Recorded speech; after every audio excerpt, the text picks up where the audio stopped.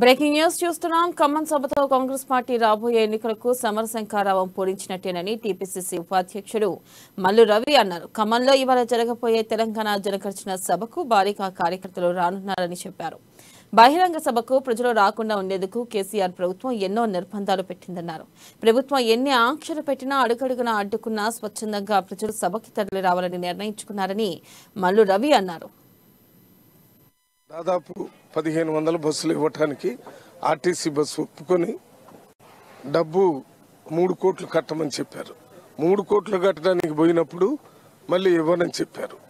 అంటే ఇవాళ ఆర్టీసీ సంస్థ నష్టాల్లో జరుగుతుంది. ఎవరైనా అద్దెచ్చి దాన్ని ఆదుకోవటానికి ఇటువంటి సందర్భాల్లో ఉపయోగపడుతున్నాయి. ఇంతకుముందు జరిగినటువంటి సభలో మేమే ఆర్టీసీకి డబ్బులు కట్టి అక్కడ బస్సులు తీసుకొని దాని ద్వారా జడ్చర్ల్ అని అది మా అసెంబ్లీ దాంట్లో నేను ఒకసారి ఎమ్మెల్యేగా చేశాను. అక్కడ కట్టి బస్సులు ఇచ్చారు, చేశాం. మరి ఇక్కడ బస్సులు ఇస్తారని చెప్పి అన్ని ఏర్పాట్లు జరిగిన తర్వాత ప్రభుత్వం చివరి నిమిషంలో